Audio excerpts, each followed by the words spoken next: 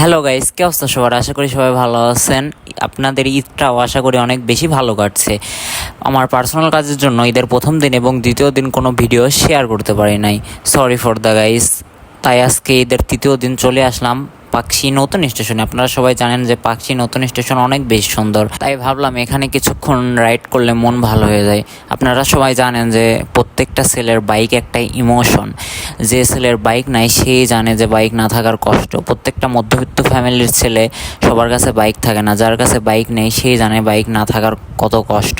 এই ঈদের মধ্যে আপনারা সবাই অবশ্যই হেলমেট ব্যবহার করে বাইক চালাবেন, কারণ জীবন একটাই।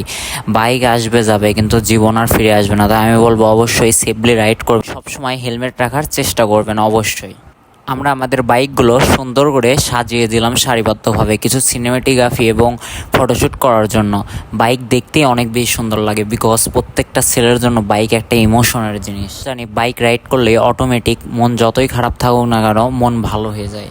আপনারাও আমাদের মতো নতুন স্টেশনে এসে ঘুরে যেতে পারেন, কারণ নতুন স্টেশনে আসলে অবশ্যই আপনাদের ভালো লাগবে। আমরা নতুন স্টেশনে আড্ডা দেওয়া শেষ করেই বাসার উদ্দেশ্যে রওনা দেওয়া শুরু করলাম।